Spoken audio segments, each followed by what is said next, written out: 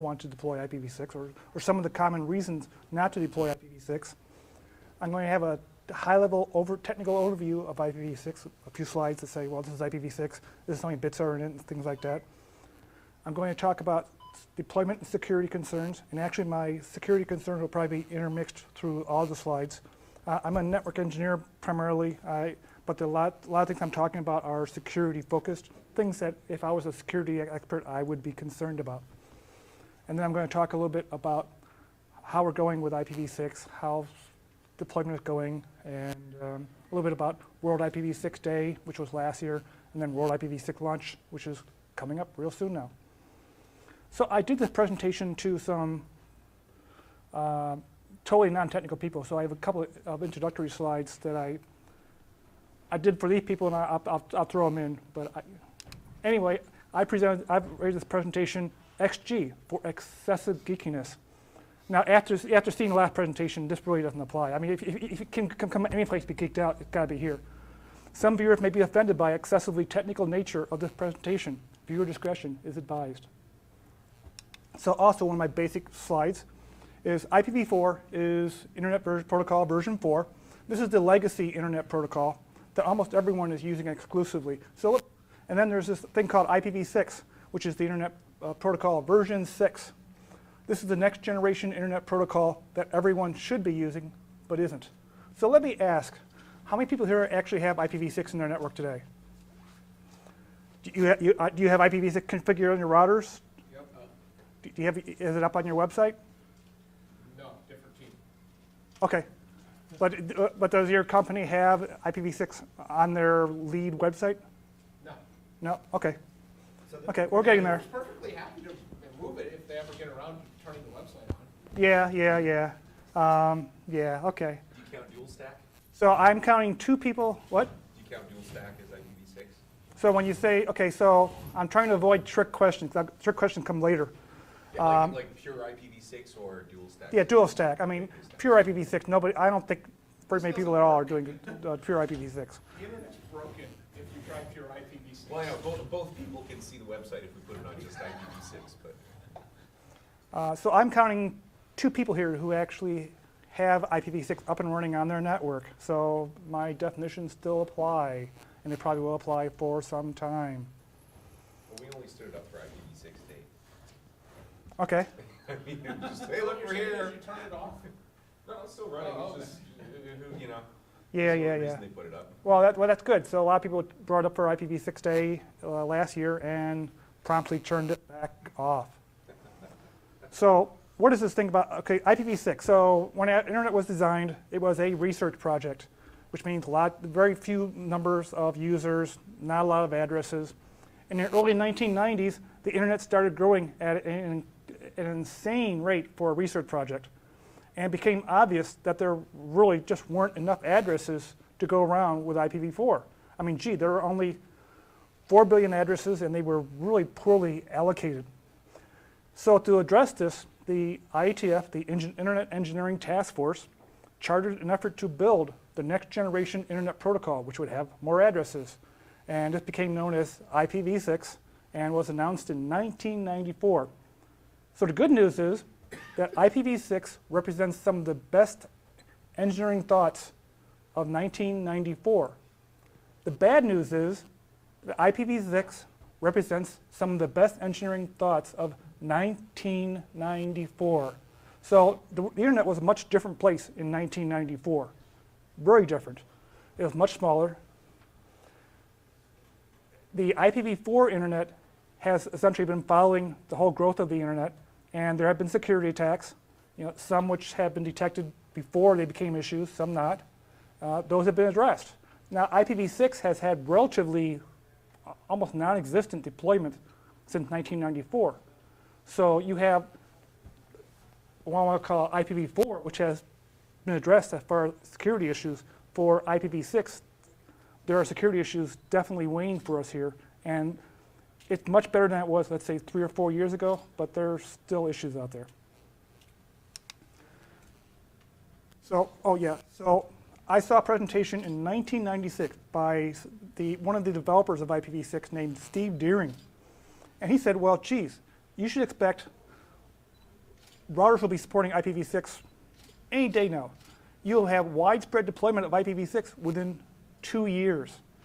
One of the favorite quotes I've heard, I think I saw it in the back of one of the IPv6 books, is that we have been in the imminent state of imminent deployment within 2 years for the last 15 years.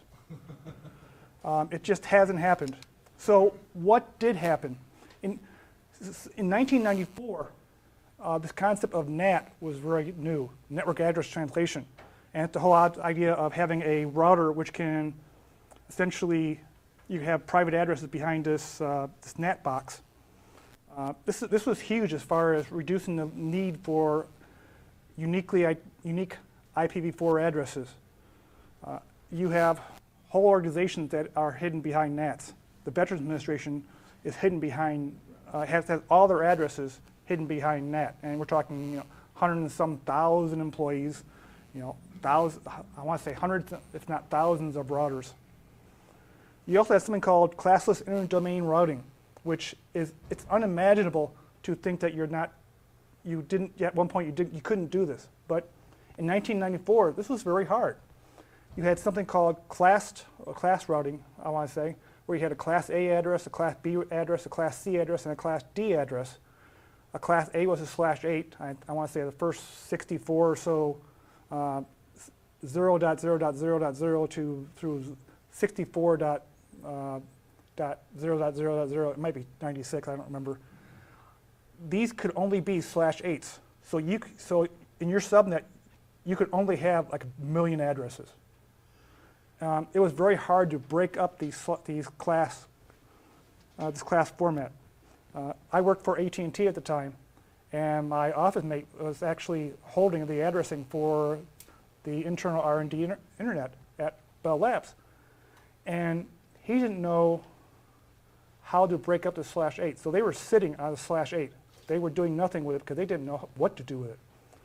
Classless interdomain routing made it easy to break up /8s into /16s, /24s. That was also a huge deal as far as making it easier to deploy IP addresses that you really already had access to. So that slowed the need for IPv6. Another thing that happened was the .com crash. So you had insane growth, and that kind of stopped around 2000. That slowed things down. As a result, the need for IPv6 has been stalled for a long time, and which brings us up to today. So IANA is known as the Internet Numbers Association. They hand out IP addresses. They've handed out all their IP addresses to what are known as regional address registries. The Asia registry has run out of addresses.